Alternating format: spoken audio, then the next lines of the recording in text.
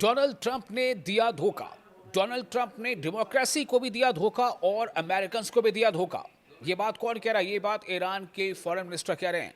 जी हाँ, ईरान के foreign minister Abbas Araghchi ने एक बहुत बड़ा दावा किया है।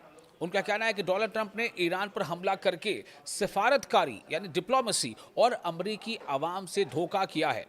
ईरान के वज़ीर ख़ारजा अब्बास अराक़ची ने कहा है कि अमरीकी सदर डोनाल्ड ट्रंप ने ईरान पर बिला इश्तिआल हमला करके न सिर्फ तेहरान के साथ जारी बिलवास्ता मुज़ाकरात को नुकसान पहुंचाया, बल्कि अमरीकी आवाम से भी धोखा किया। जी हाँ, ये दावा किया जा रहा है कि अमरीकी आवाम से भी धोखा किया। किसने? डोनाल्ड ट्रंप ने।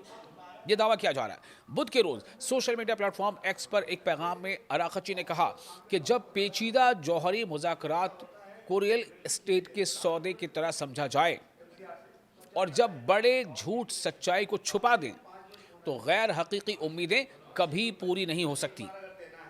नतीजा क्या निकलता है? गुस्से में आकर मुज़ाकरात की मेज़ पर बम बरसा दिए जाते हैं। उन्होंने मजीद कहा कि मिस्टर ट्रंप ने सफारतकारी और उन अमरीकियों से धोखा किया जिन्होंने उन्हें वोट दिया था। अब्बास अराक़ची कह रहे हैं कि डोनाल्ड ट्रंप ने अमरीकियों से धोखा किया और उनसे भी धोखा किया जिन्होंने उनको वोट दिया था। ईरान और अमेरिका के दरमियान ईरान के जौहरी प्रोग्राम मतलब न्यूक्लियर प्रोग्राम के बारे में बिलवास्ता मुज़ाकरात जारी थे, डायलॉग्स जारी थे। ईरानी वफ्द और ओमान के सालिसीन को उम्मीद थी कि कोई ना कोई मुआहिदा हो सकता है और ईरान ने इसको लेकर के काफ़ी नरमी का मुजाहरा भी किया था। वो बहुत हद तक चीज़ों को मानने के लिए तैयार था।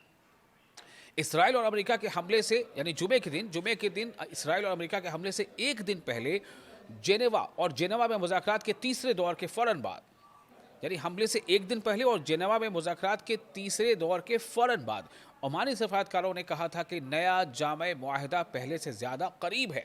लेकिन शनिचर के रोज़ इसराइली और अमरीकी अफवाज ने ईरान के अहम मकामात पर हमले कर दिए, जिनमें कई आला ओहदेदार मारे गए। अमरीका के मगरबी एशिया के लिए खुसूसी नुमाइंदे स्टीव विटकॉफ, जो अमरीकी मुज़ाकराती टीम के सरबराह थे, उन्होंने पहले दावा किया था कि ईरान ने मुज़ाकराती अमल को नुकसान पहुंचाया। ताहम एक बाखबर सिफारतकार ने कहा कि ये दावा मुकम्मल तौर पर गलत है और ईरान मुनसिफाना और जामे मुआहिदे के लिए तैयार था। एक खलीजी सिफारतकार यानी जो गल्फ कंट्री का एक डिप्लोमेट, उसके मुताबिक, जिसने नाम जाहिर न करने की शर्त पर यह बात आगे बताई थी, उसने कहा कि ईरानी वफद ने मुज़ाकरात के दौरान कहा था कि तेहरान ने यूरेनियम की अफजूदगी उस वक्त तक बढ़ाई जब ट्रंप ने 2015 के जौहरी मुआहिदे से अमेरिका को निकाल लिया था। यह मुआहिदा साबिक अमेरिकी सदर बराक ओबामा के दौर में हुआ था। अमरीकी और इसराइली हमलों में ईरान के कई शहरों को निशाना बनाया गया।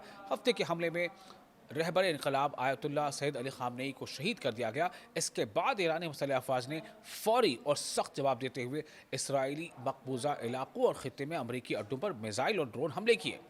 ईरानी हुकाम का कहना है कि खित्ते में अमरीकी फौजी अड्डों को निशाना बनाना जायज़ दिफा है। उन्होंने अक़वाम मुत्तहिदा के चार्टर के आर्टिकल 51 का हवाला देते हुए कहा है कि अमरीका या इसराइली हुकूमत की जारहियत के खिलाफ ईरान को अपने दिफा का कानूनी हक हासिल है। तो दरअसल उनका ये कहना था कि अब हालात यहाँ तक पहुँच चुके हैं और इन हालात के लिए अगर अमेरिका के 4 से ज़्यादा फौजी मारे जाते हैं तो इन हालात के लिए अगर इसराइल के पहले दौर के हमले में ही ईरान ने जो हमला किया तो उसमें बैत शम्स में 12 यहूदी मारे जाते हैं यानी 12 इसराइली मारे जाते हैं, तो इन हमलों के लिए और अगर अमेरिका के 3 से 4 फाइटर जेट जो वो गिर जाता है, तबाह होता है, तो इन हमलों के लिए, इन तमाम हालात के लिए जिम्मेदार खुद डोनाल्ड ट्रंप है, जो कि डोनाल्ड ट्रंप ने डिप्लोमेसी को धोखा दिया है।